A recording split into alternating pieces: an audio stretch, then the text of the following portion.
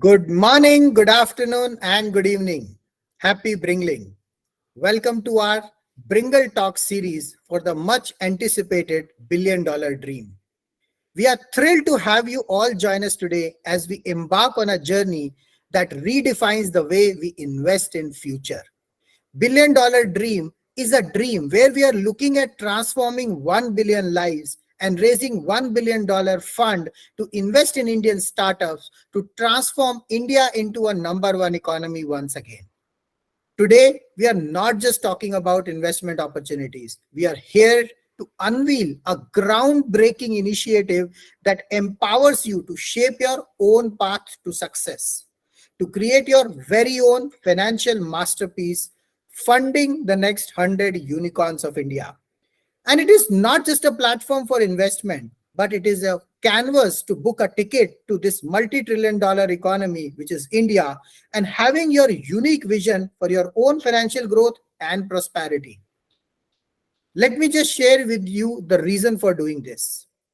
My name is Anshav Jain, and I am Chairman and Managing Director of Design Your Unicorn NFT $1 billion fund. And I've actually just celebrated my job loss of 10 years on 31st October 2023. And the reason I'm very happy about it, because otherwise I would not have explored this journey of generating passive income for myself, becoming debt free, and now achieving my financial freedom. So as part of my financial freedom pledge taken on 15th August 2021, we are on a mission to transform 1 billion lives and make each and every citizen of our country financially free for them so that they can do what they really want to do. We believe that every individual has a potential to be a trailblazer in the world of investment and entrepreneurship.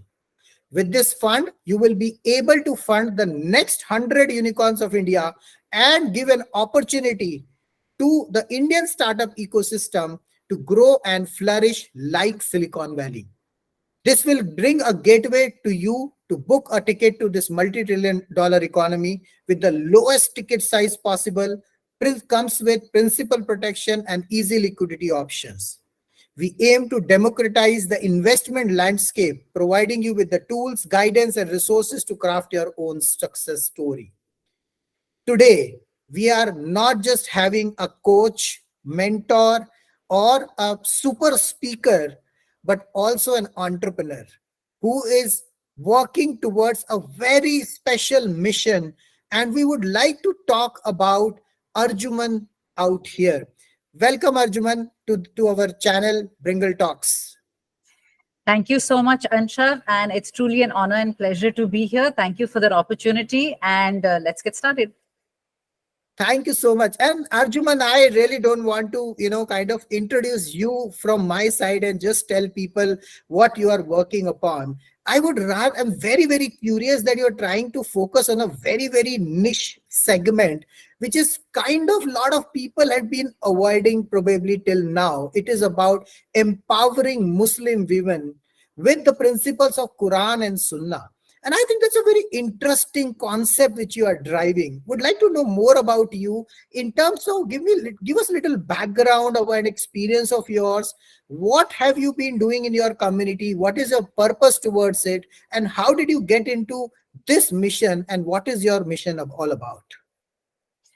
Thanks, Anshav. And to start off with, I'd like to go back to the year 2001. Where I had gone to pursue my master's. I had gone to New York in 2001. And a month after landing there, I found myself right in the middle of 9/11.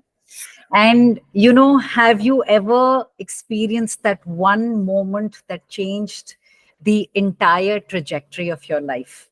That was that one moment in my life where it just changed my entire life direction. It got me thinking. I saw a lot during that time in terms of the treatment towards Muslims in general and how people perceive us, how people see us, and how easy it is for that, for the reputation that we had built to just fall in the dust, so to speak, literally in a matter of minutes. And that's truly when my journey started. And in fact, at that point in my life, I was helpless myself, because I was seeing my religion being maligned in front of me. I was seeing so many things, but I myself was helpless, because I myself was not so well versed in my, my own religiosity. And that's when my journey truly started. And at that point in my life, I even hid my true identity, because it seemed like the safe and smart thing to do at that point, right? And once I got back, I realized that's when my journey with my religion truly started. And once I started studying it, very soon after that, I got an opportunity to teach it. And I've been teaching it since 2004. And over the course of my teachings, to do with my religion, I realized that a lot of us as Muslim women, even though we may read the Quran, we understand it, there are a lot of, we lack in taking its principles and imbibing it and in implementing it in our daily lives to solve our everyday problems. You see, so that's when this initiative took birth, and it was during the COVID, actually, that this initiative took birth, where I said, why not? And like you said, we were all in a crux at that time. We were all looking for different avenues to explore to generate financial freedom for ourselves, because the normal ways of jobs and all had like now become obsolete, kind of, given the situation. So we were all looking for avenues, we were exploring different avenues, and this is what came to me at that point. This is what took birth at that point, and I founded my community, Your Sister in Islam, which was basically, the intention of which was to provide a safe space for Muslim women, a safe, judgment free space for Muslim women just like myself, who can come across, share our worries, share our concerns, be it financial concerns, be it relationship concerns, be it concerns with our own health and mental well-being. Basically a safe space where they can share and come forward without any hesitation whatsoever. And it comes from a space of where I wish I had that with me. I had had it when I was going through the COVID. I wish I had it at that point. So this is just my endeavor to create a space for Muslim women. And why Muslim women? Because given the fact that that's what I'm trained to do, and I believe that aligning ourselves with our spirituality and connecting with our creator, which is one of the ways where we can take it forward and basically be the change that we want to see in other people. Lovely. And I think this is something very, very inspirational, because I remember when that 9/11 happened, how the perspective towards Muslims have changed. And I think it's been very widely showcased in many of the movies as well, Bollywood movies as well. And, uh, while, in India also, if you talk about, we were like together as one country, and we still are a one country, but, you know, while 15th August 1947 has been celebrated as an Independence Day, I also feel a loss of our own family members, right? Loss of so much of wealth because of the partition and things like that. Of course, India has grown and become an, fifth largest economy in just last 75, 76 years now. And it is definitely progressing towards a growth further, and eventually, as per statistics, it may become a third largest economy by 2029. And if everything goes well, we can actually be the number one economy before we complete our 100 years of independence in 2047, maybe before. We don't know, but how it will happen unless each and every Indian gets the benefit out of it.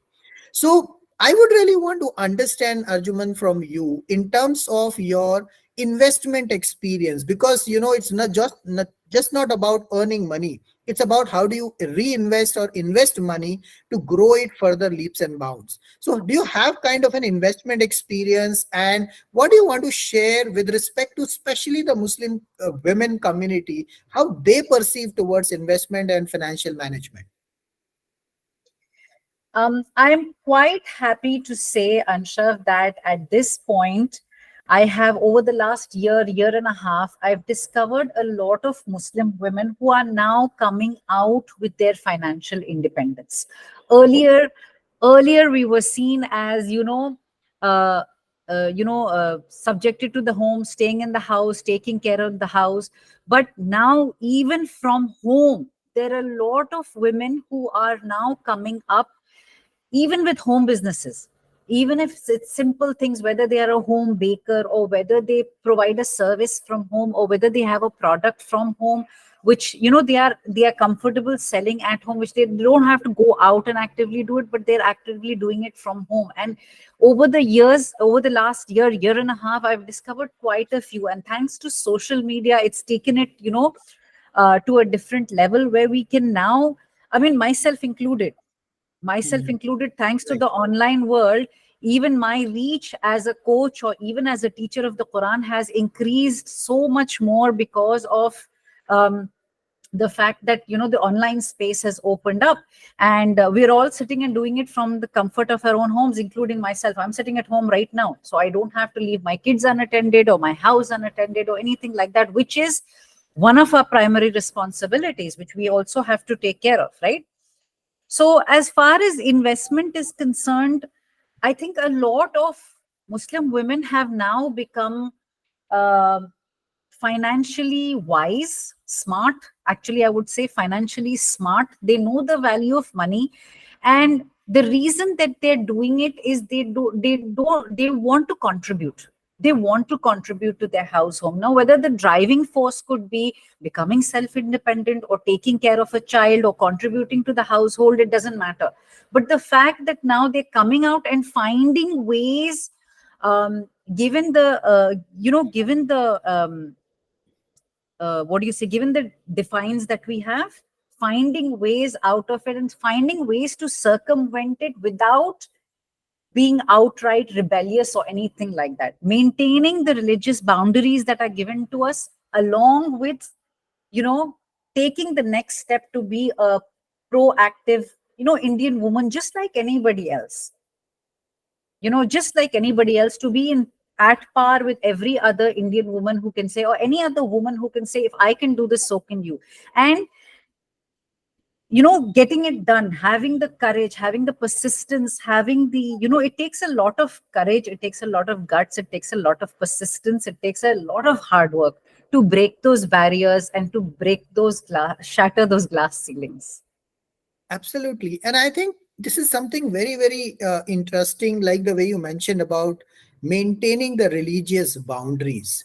Now, these are also essential for a community to grow for certain, because these are coming from our forefathers who have kind of set up certain principles for us. And in spite of, it might sound to be as a restrictions at times, but the way the women are now, Muslim women are growing the way you are mentioning, it is really wonderful to know about that. So, coming back to your mission, what is, you mentioned about your inspiration, how you started about, supporting the Muslim women out there.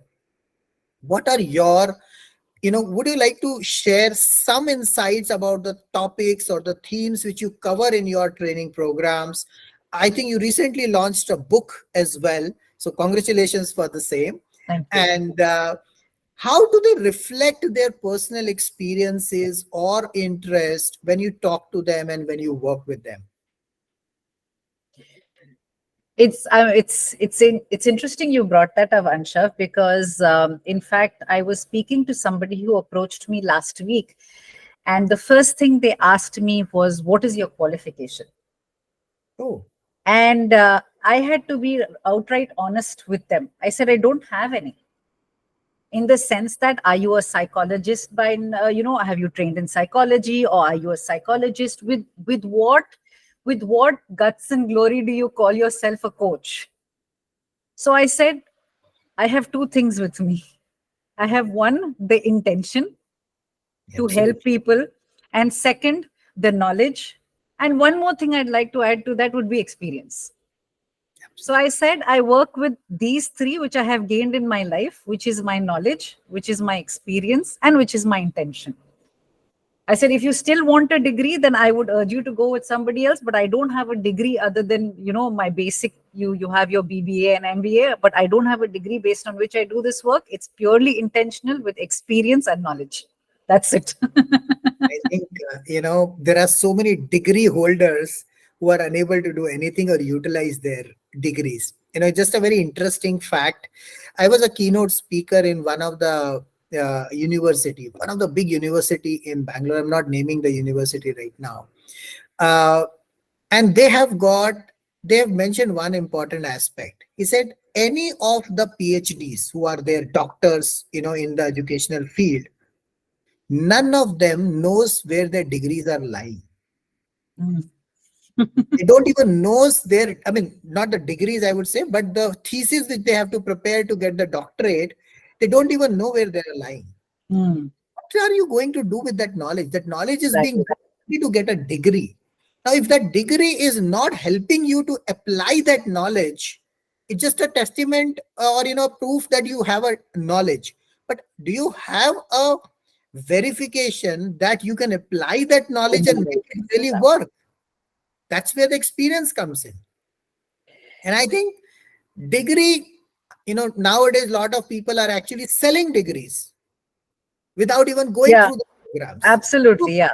this has no value. So what's the point in it? So I think beautifully explained, and I think if it is with the right intentions, the God, the Allah, the Bhagwan, the Prabhu, whatever we call them, they will be there to understand that what we are trying to do, and they will support. So beautifully explained. Thank you so much. And also, I'd like to add that's what I teach in my trainings as well. I said I teach in my trainings, and that's what I help them. I help them basically align themselves to a certain extent, given their identity, like given our identity as Muslim women, given our background, given our religious restrictions, given religious boundaries, I would say, not restrictions, and to work around them and still be able to, stand with your head held high, because you are not going away from your spirituality and religiosity. You are following the principles, because see, if you go away from that, success has no meaning.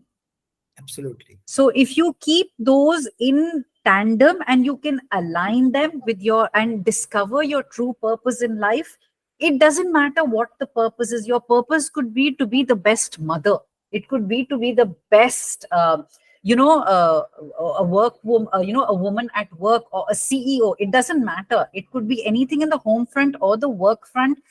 It's just that if you are aligned properly in terms of connecting, and you're not transgressing any boundaries, it's still possible to, like I said, be where you want to be and be happy in that process. It's just a whole process that, where you have to align yourselves to your principles and the spiritual guidance. And once you have that in order, automatically everything falls into place. And even if it doesn't, it gives you the capacity. It teaches you how to deal with it, how to accept it, how to move on. Often we get stuck in that also, right?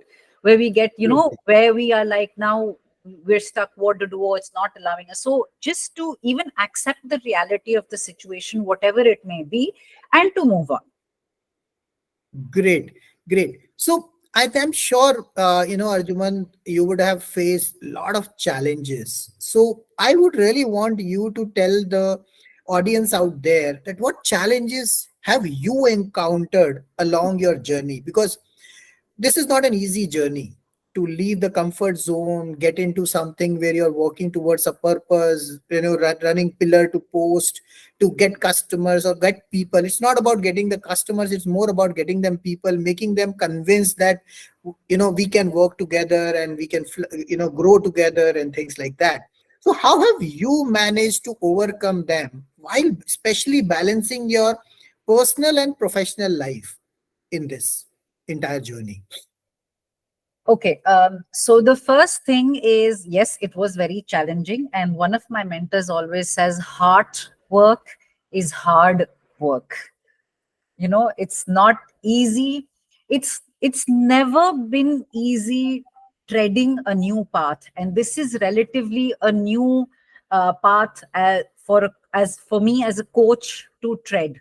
And I know what I'm set out to do is not something that um, it's not a regular training. There are a lot of ifs and buts. There are a lot of people who will question, like I said, where is your certification, all these kind of things. There are people who will also try and negate, saying no, this one level says this, the other route says this, how can you positively say this? And there are a lot of controversies in this kind of field as well, and I'm sure you're aware of that, right? But it's important to keep the purpose in mind. Like I said, my intention is right. And if I have the help of my creator, I know he will guide me to the right path. Now, yes, sometimes it's not the easiest path at all. It has its set of challenges. It took me a long time to get people accustomed to this idea, to introduce this idea to people, because it's something relatively new in our community also, which is now picking up thanks to the development of the self development industry, right? Right. So it's now taking root, and now people are able to understand it, but it's still something relatively new for us in our community. So what I'm trying to do is try to things like it's okay to reach out for help. Just preconceived notions that we have.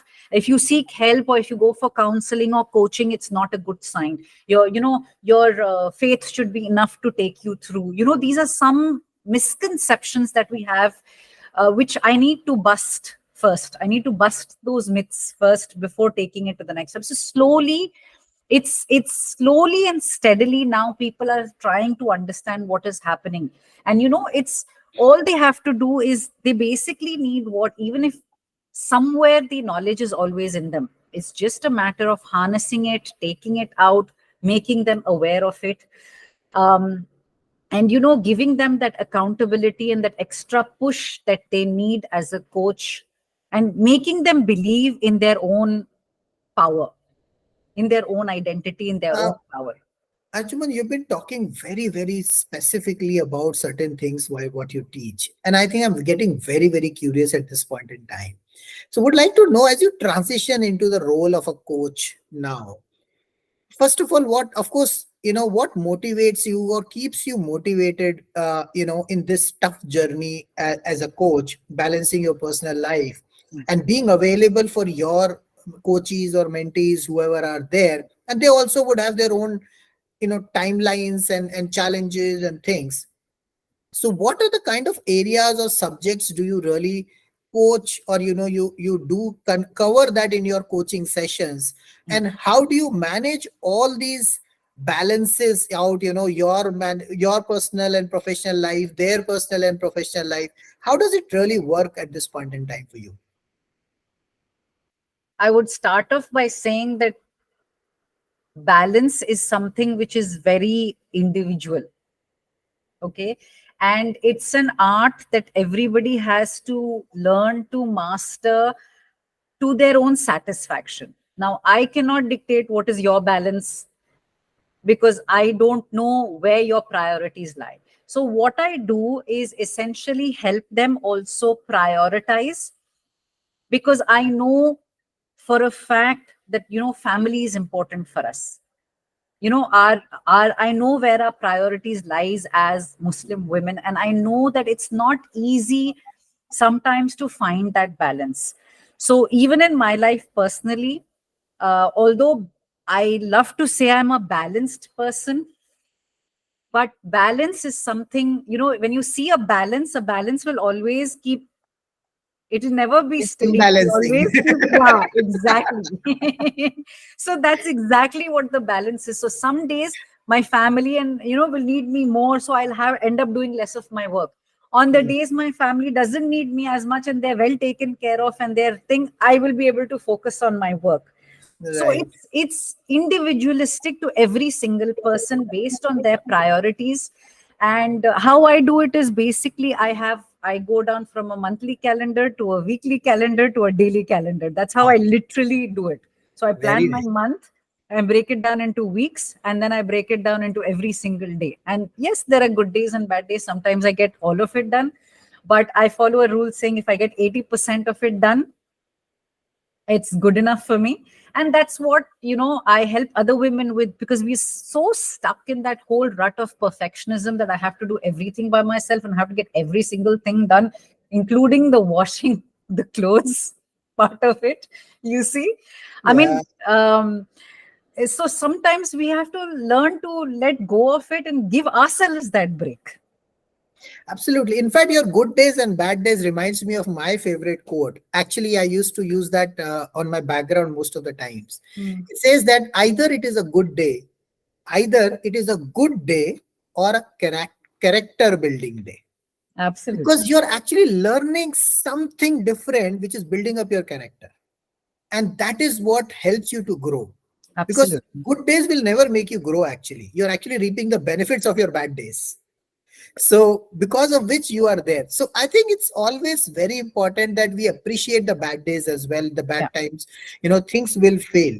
And what kind of things which you support in your sessions to these women, in terms of what are the kind of specific topics you cover during these sessions? So in these sessions, I basically cover, so I have coaching sessions, and then I have the, two levels of it, basically. Mhm. One level is where I do it in a group setting, where we do it via Zoom calls. And one is where I do it one-to-one, individualized coaching, right? Okay. And in both these, I work on the foundation. Now, the foundation is essentially aligning yourself to the purpose of creation and connecting with your creator. Like tools, I give them to help them connect and discover their true purpose for which they were created, to help them connect to the creator. And once they are aligned on that level, then it has a ripple effect on every area of their lives. Now, whether they are struggling with relationships, whether they are struggling with financial issues, whether they're struggling with mental well being or health issues, or whatever it may be, once they're aligned spiritually, I find that they're able to handle and manage everything else around them. Right now, I wouldn't say even more, I would say most women, I would even generalize it. We're trying to firefight everything else around us, and we are forgetting ourselves in the process. And we Okay. have we've lost our why we are doing this. We're just doing this out of, an inbuilt habit. Okay, we have to. So I'm bringing the focus back on saying that align yourself with your own purpose, and everything else you will automatically be able to figure out how to take care of everything else. So start with your own development and then move out to every issue. See, my purpose is not, see, the what is the ultimate purpose of the coach? To Mhm. make the coachee or the mentee self-sustainable so that they don't actually need you anymore, Absolutely. right? Absolutely agree. So my endeavor, my intention is to get them so well equipped and so like set and thing where now they are confident enough to face any issue Right. and find their own solutions. Yes, I'll always be there to help them and guide them, but they should be equipped enough with the courses and coaching that I offer, that at a point they should be self-sustainable. They should be standing on their own feet and not even need me anymore. They should be able to handle their problems. One step further, help others do the same as well, just like I help them. Absolutely right. Absolutely right. And I think this is a very important aspect of a coach. Being a coach myself, now, of course, I've limited my coaching aspects because of being working towards billion-dollar dream to raise this $1 billion fund to invest in Indian startups. But yes, I remember very well, there are so many, coaches or, who are kind of experienced as well, probably come from army, defense, and various other areas. And when they worked with me 4 years ago, they were like wondering what to do. And now they're going. I have not gone to TEDx, but they have already completed 4 or 5 TEDx so far for them. And that is what the growth, which when you see in your coaches or your mentees, it really feels great because that's the ultimate part. There is a statement in कहावत है एक हिंदी में, गुरु गुड़ रह गया चेला शक्कर हो गया. चलिए, बिल्कुल. So it's like, that the mentee has become much better than the mentor. And I think that's not, it cannot, it is the most wonderful part which you can see with your journey of this coaching into it. So beautifully said. Thank you so much, Arjumand. Now, I would want to, quickly basis on that, because of the time constraints. I would love to continue this talk, but I would like to bring this point to another aspect. You've covered a lot of factors, emotional factors, their personal development, their management, the balance, their other aspects of probably bringing them to a stage where they become self-sustainable or confident. How about the investments or the savings? See, women are generally considered to be the saviors of the family. They'll always keep small money somewhere in the home. And at the time of emergency, they will only come up with some money and say, okay, look, you can probably use that money, the husbands of the house or the male members of the house. Unfortunately, and this is where I've written an article also, a small post on LinkedIn and other platforms as well, is that even today, when I was reaching to one of the women and I asked her, why don't you invest your own money? You are earning, she's earning well. And I said, why don't you invest your money? And immediately I got an answer. Those investment decisions are taken by my husband. I don't get into this. I don't understand this. I really, first of all, didn't like that point coming up from a woman. And I actually had, initiated that point in many other places. And one person actually messaged me saying that we should allow women to take care of the finances. The point is, we should. Who are we to define that we are allowing? Or who are we to allow them to manage their finances? And that is the statement which kinds of hits me very hard. I'm sure you would have also faced that point at some point in time, or in the women you are coaching. What would you like to share as a thought process to these women? And what do you do for managing your finances in terms of managing in reinvesting or investing your money? What are the things you take care? What are the how do you upskill yourself in this? And what do you want to recommend to these women, and especially Muslim women, to take care of their finances? Yes, I think just as education is the right of every citizen, I think managing, now that women are coming to a level where they have their own income, I think this would be a next step. The next step. And I'll be honest with you, right now, I'm learning myself in the process. Now that my, my business has taken in, it's generating income, and now it's coming. I'm now looking at avenues where I can make my money work for me rather than work for the money. Absolutely. Because eventually that's the goal, right? Absolutely. Yes. So for me, right now, that's a learning curve. So right now I'm focusing on avenues where I can, looking for avenues where I can, make my money grow. And that's one of the reasons I got in touch with you as well. But I'm learning myself, and hopefully once I've learned it and mastered the art. And this actually started in November of last year, where I think we attended together the MMI session. Absolutely. Thanks to Success Gyan, we attended the MMI session, the one that Suren has here in Chennai. And that's when my thought process for that actually started.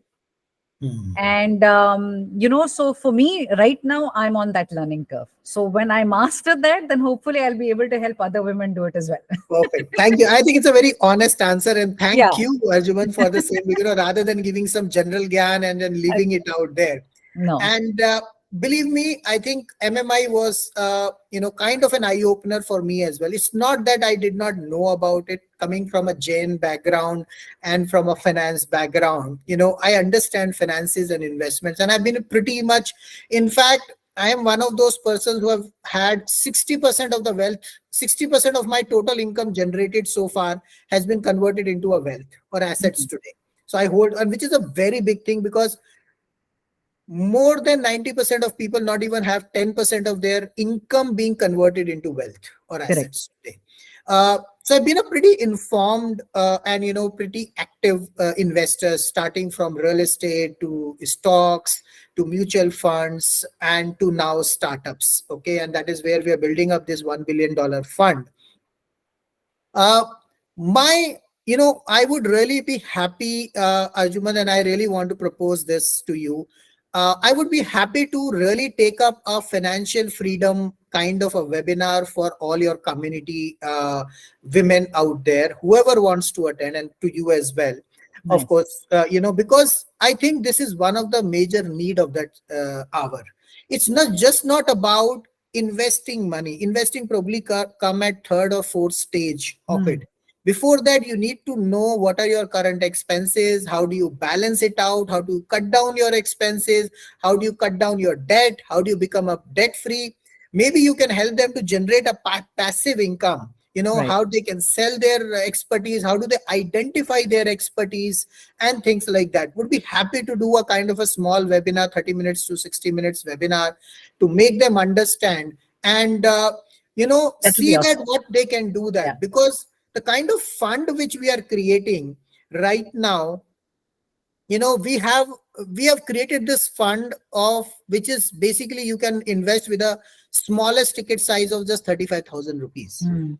Now, the point here is, can we protect this money? And it comes with a principal protection. So you get guaranteed returns as high as 25%, 25.1% per annum, along with a highest possible returns of equity, because it's a mix of equity and debt Debt. model. I don't want to jump into the equity investments part of it, but I would want to focus on the core aspect of it.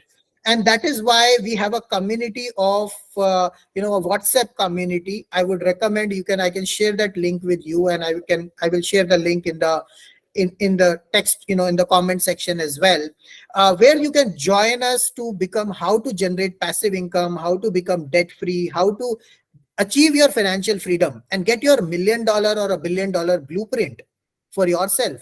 Because unless you dream to have $1 million or $1 billion, how would you grow? And Correct. everything starts from a dream. And I tell people, sometimes people comes back to me and say that, Anshav, I don't need money. I really don't need money. Mm. I am settled in my life. Mm. I said, are you going to job every day? He said, yes, yes, yes. And I say, do you love your job? Oh no, it is struggling. Every day there are challenges. Morning I have to wake up, and things like, there would be people who will actually say, yes, yes, I love my job. Mhm. And then I ask them, do you want to go to do that thing again and again every For the day, rest of your life. the rest of your life? And let's say I'll give you $1 million right away. What would you do? The honest answer most of the people will say, I will resign the at same time. These are the same people I'm who say, not I love my surprised. job. Yeah, I'm not surprised. So the point is that I'm not against a job. I also have 20 years of corporate experience. I'm not against job. The problem is the mindset. The Right. problem is we ourselves are blindfolding ourselves saying that we love our job. But I have gone through a stage where I'd lost my high paying job. I had 3 crores worth of assets with me at that point in time. Mm. My salary was not even 10% of that at that point in. But I was owning 3 crores of asset, but those all assets were on loans. Correct. There was no liquidity essentially, right? No, apart from liquidity, Pay them. I was like a rich beggar. Right. I was rich because I had 3 crores worth of assets, but I had to beg to pay those EMIs. Correct. And today, I am when financially free. I may have assets worth 2 crores or something, but I have no loans. I'm Loan. completely debt free. Not only that, my monthly expenses which I need are coming from my investments. That's true freedom, That essentially. is financial freedom. Yeah. Today, sometimes people tell me that, Ansha, what time you wake up? I said, whenever I feel like. I literally do that. There are times when on Sundays I've been like working full day, Yeah. but from Monday to Friday I'm sleeping, Yeah. And doing that's the nothing. balance, actually. I'm living my life as per my own terms. I can go anywhere wherever I want, and that is what it is happening. So I think we will definitely want to take this up with the women segment out there and for your community. And Absolutely. before we move forward, I just want to ask you one last question. What would you like to give a message to the entire community, especially Muslim women, about investment, financial freedom, and their own personal growth journey?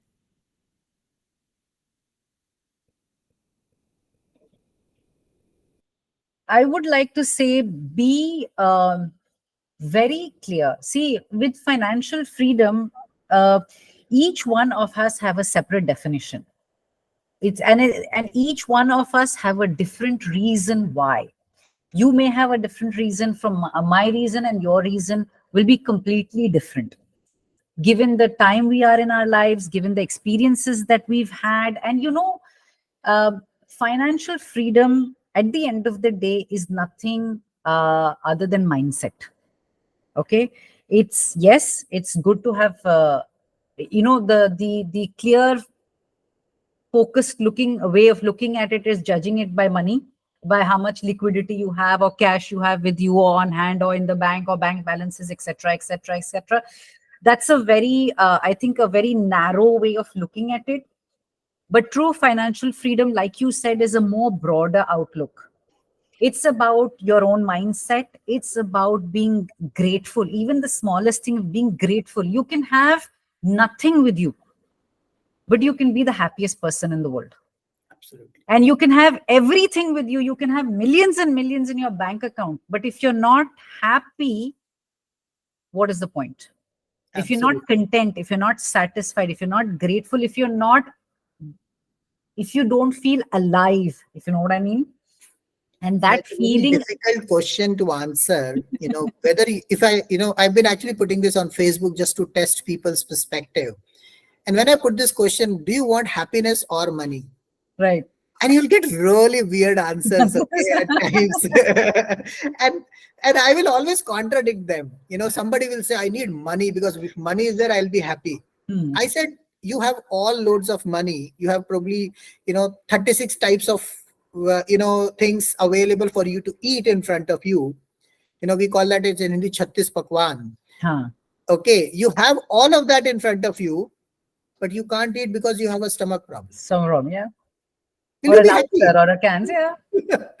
I remember when I was attending all those trainings in Success Gyan, I was actually going through the stomach problem. I Hmm. had to go to a surgery recently and I was supposed to not eat all of that. And I remember having everything in front of me, and what I But was not being eating, able to curd eat. rice. That was the only thing I was eating. And even when I'm a foodie and from Delhi and I like all these things, Yeah. I couldn't eat.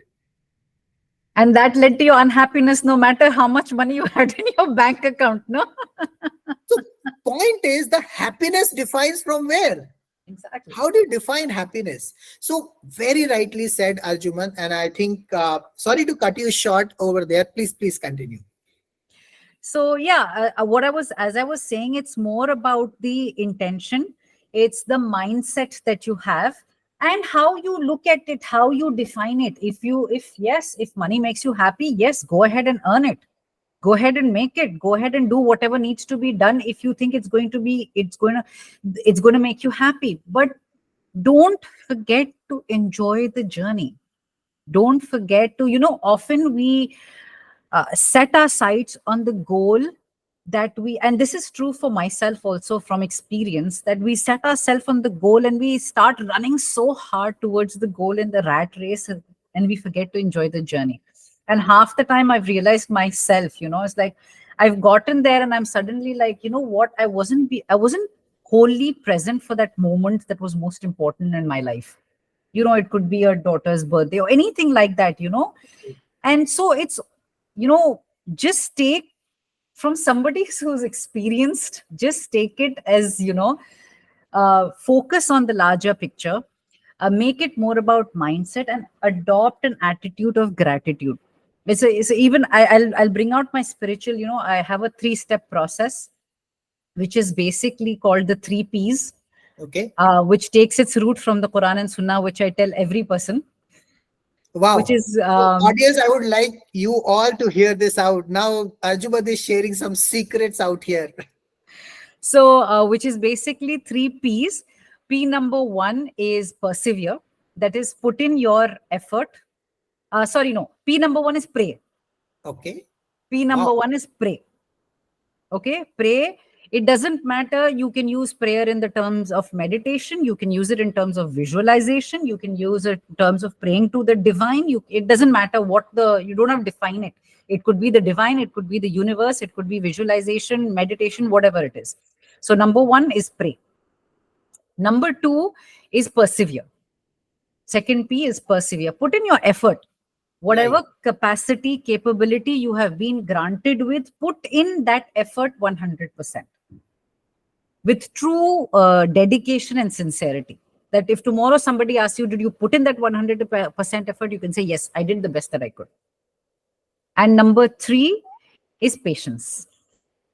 And Oh, patience to the extent of, if you've if you've prayed, if you've persevered, the result is but automatic. It's just a matter of time. And half the time we suffer because we don't have that patience.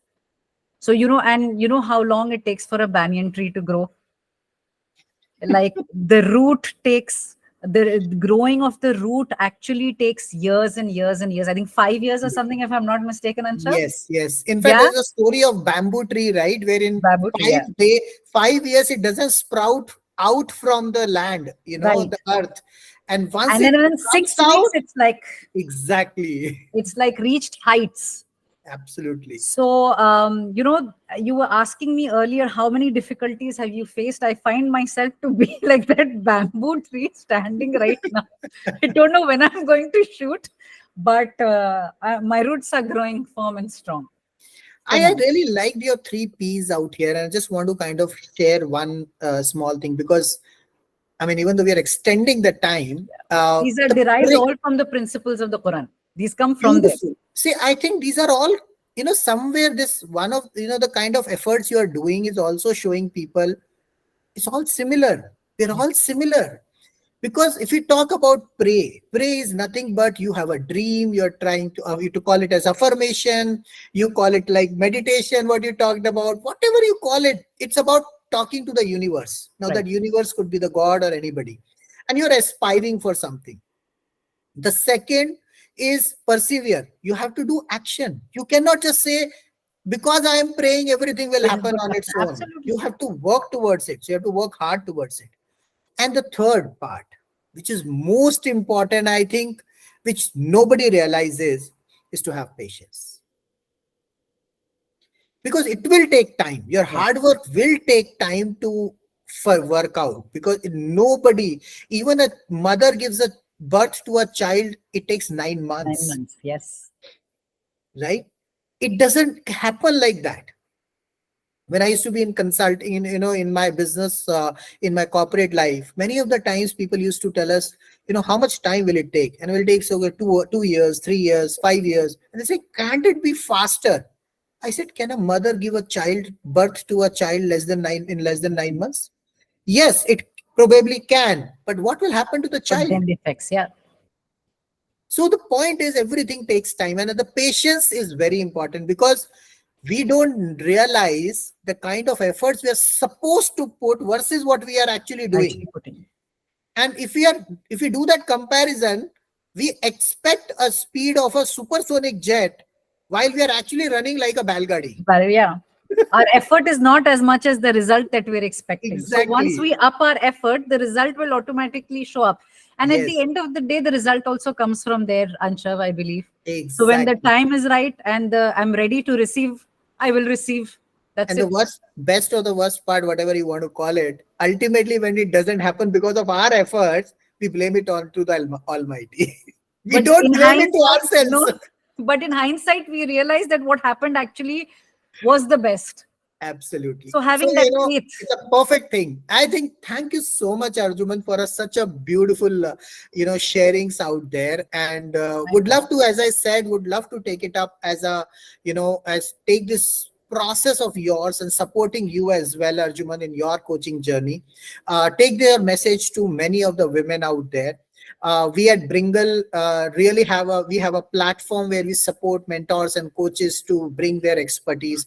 Would love to take your coaching to a larger community as well out there, not Absolutely. just in India, but we have a world record in one of reaching in 158 countries today. Nice. So we can leverage whatever wherever the best we can do, and take it forward from there. So Absolutely. Would love it. great. Thank you so much. So now, in the wake of inspiring stories like Arjuman and collective commitment to financial freedom, we find ourselves at the end of this momentous celebration of resilience and determination during just completing the job loss month. As we reflect on the trials and triumphs that have brought us together, let us carry forward the spirit of unity and empowerment that has defined this gathering. Together, we have not only honored the challenges we have overcome, but also set our sights on a future that is guided by the unwavering pursuit of financial stability and independence. The pledge taken on 15th August 2021 serves as a beacon of hope and a reminder of the collective strength that resides within each of us. As we depart from this Bringle Talks event, let us continue to uplift and support one another on our individual journeys towards financial well being and even emotional well beings. Let us remain steadfast in our commitments to turn obstacles into opportunities and challenges into triumphs. May the spirit of resilience and unity that has illuminated this celebration stay with us as we embark on the path towards a future defined by financial freedom and empowerment for all. Together, let us build a tomorrow where every individual has the means and the opportunity to thrive and prosper. Thank you for being part of this billion-dollar dream to book a ticket to multi-trillion-dollar economy as we embark on your journey of funding the next 100 unicorns of India, which comes with the lowest ticket size, principal protection, and easy liquidity options. And may the spirit of determination and solidarity guide us as we move forward into the bright and promising horizon that awaits us all. With gratitude and best wishes for a prosperous future. So let's speak loud. जगाओ जगाओ हर घर तिरंगा के साथ हर घर सोने की चिड़िया को जगाओ.